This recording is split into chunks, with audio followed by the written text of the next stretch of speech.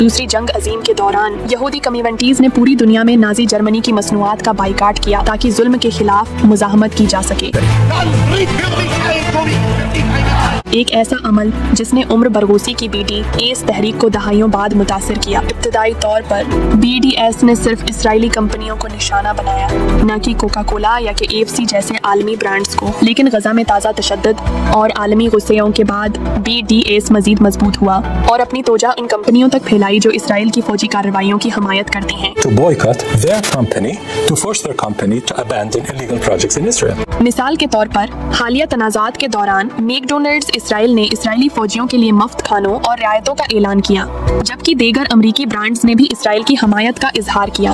اس نے مسلمانوں، عیسائیوں، ملحدوں اور دنیا بھر کے بہت سے یہودیوں کے درمیان ایک نئی بائیکاٹ تحریک کو جنم دیا جو ان عالمی برانڈ سے جواب دہی کا مطالبہ کر رہے ہیں جو قبضے کی حمایت کرتے ہیں۔ تنقید کرنے والے کہتے ہیں کہ اس بائیکاٹ سے ابھی تک اسرائیل کو نقصان نہیں پہنچا، لیکن اسرائیل اس تحریک کا مقابلہ کرنے کے لیے لاکھوں خرچ کر رہا ہے۔ Several global companies have pulled out their operations from Israel. Starbucks has fired its CEO. McDonald's global sales are declining. Burger King is changing its name. KFC is closing branches. جب سے جنگ شروع ہوئی ہے، ایسی بڑی کمپنیاں جیسے کہ انٹیل نے اربوں ڈالر کے منصوبے منسوخ کر دیے ہیں اور ہزاروں اسرائیلی کاروبار بند ہو چکے ہیں، جس سے اندازاً 3.5 ارب ڈالر کا معاشی نقصان ہوا ہے۔ افسوسناک طور پر 600,000 سے زائد فلسطینی اس تنازع میں جاں بحق ہو چکے ہیں، جس کے مقابلے میں اسرائیل کا معاشی نقصان انسانی جانوں کے نقصان کا ایک چھوٹا سا حصہ ہے۔ آپ سوچ سکتے ہیں کیوں امریکی برانڈز کا بائیکاٹ کریں، اسرائیلی کمپنیوں کا کیوں نہیں؟ کیونکہ امریکی کارپوریشنز اسرائیل کی حکومت اور فوج کی مالی مدد کرتی ہیں۔ I love Israel. I love Israel.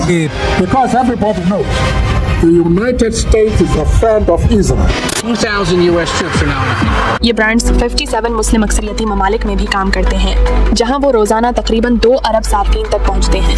اگر مسلم دنیا ان کی حمایت واپس لے لے تو ان کمپنیوں کو ایک مشکل فیصلہ کرنا پڑے گا: چند ملین صارفین کے ساتھ اسرائیل میں کام جاری رکھیں یا باقی دنیا کے اربوں صارفین کے ساتھ۔ پہلے ہی کچھ کمپنیاں اسرائیل میں اپنے کام کو محدود کر رہی ہیں۔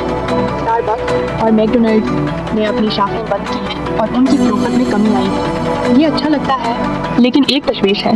یہ برانڈز مسلم ممالک میں لاکھوں نوکریاں فراہم کرتے ہیں۔ ان کا بائیکاٹ کرنے سے نوکریوں کا نقصان ہو سکتا ہے اور مقامی معیشتیں متاثر ہو سکتی ہیں، یہ سچ ہے۔ لیکن آئیے دوسری جنگ عظیم کی طرف واپس چلتے ہیں۔ تب جاپان نے ایک کمزور اور غریب چین پر حملہ کیا جو درآمدات پر بہت زیادہ انحصار کرتا تھا۔ شدید نقصان اٹھانے کے بعد چین نے فیصلہ کیا کہ وہ سب کچھ خود تیار کرے گا۔